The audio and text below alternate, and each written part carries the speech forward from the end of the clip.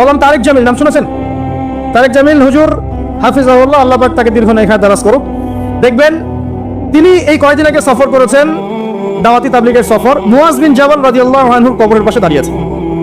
কবরের পাশে দাঁড়িয়ে তিনি সুঘ্রাণ পাচ্ছেন। পাওয়ার পরে তিনি চেক করছেন যে এটা কি কাপড় থেকে আসছে নাকি এটা মাটি থেকে আসছে, কোথা থেকে আসছে। তখন তিনি চলে গেলেন, গিয়ে আবার একটা সফর করে পরের দিন আবার আসলেন। এসে দেখেন সেম ঘটনা। তিনি বলছেন যে এটা কোথা থেকে আসছে। খাদেম তিনি বলছেন যে 2 দিন আপনি এসেছেন, এটা তো আমরা যতদিন থেকে এখানে আছি প্রত্যেকদিন আমরা পাচ্ছি আলহামদুলিল্লাহ।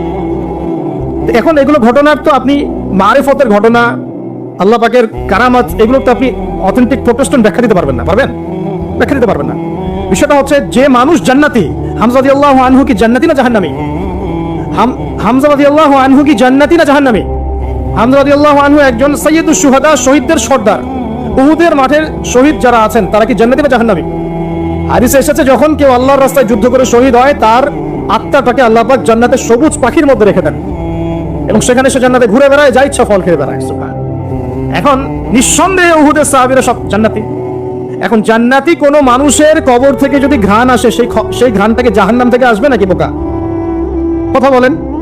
জান্নাতি কোনো মানুষের কবর থেকে যদি সত্যি সত্যি ঘ্রাণ আসা শুরু করে, আর কিছু মানুষ সেটা পায়, সেই কবর থেকে কি জাহান্নামের গন্ধ আসবে না জান্নাতের গন্ধ আসবে? আর যদি আমরা বলি যে মাশাআল্লাহ মদিনার পরিবেশটা পুরো জান্নাতি পরিবেশ, তার মানে কি মদিনাকে জান্নাতের সাথে তুলনা করা হলো? কথা বোঝে নাই?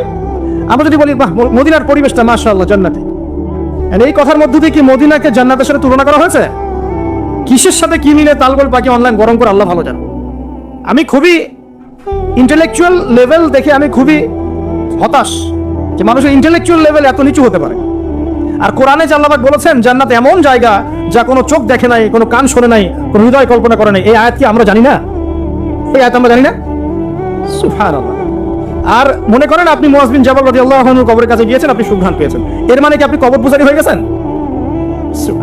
কেউ পেয়েছে কেউ পায় নাই, আল্লাহু আ'লাম। আল্লাহ পাক যাকে ইচ্ছা তাকে পাওয়াবেন, যাকে ইচ্ছা না তাকে পাওয়াবেন না, এটা আল্লাহ পাকের ইখতিয়ার। আল্লাহ পাক যদি কাউকে পাওয়ান, আপনি সেখানে বিতর্কের সৃষ্টি করছেন কেন?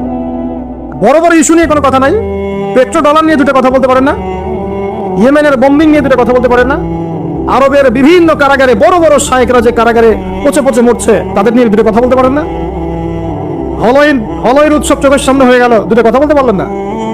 সুবহানাল্লাহ।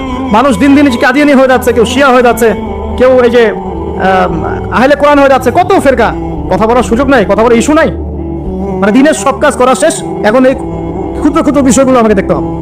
এখানে মূল বিষয়টা কি? মূল বিষয় হচ্ছে হিংসা। 1 নম্বর কি? হিংসা। 2 নম্বর পরশ্রী কাতরতা। 3 নম্বর অহংকার। এবং 4 নম্বর কিছু উপকার হলে, যুবকদের একটা ফ্লো সৃষ্টি হলে এটাকে থামিয়ে দেওয়ার চেষ্টা করা।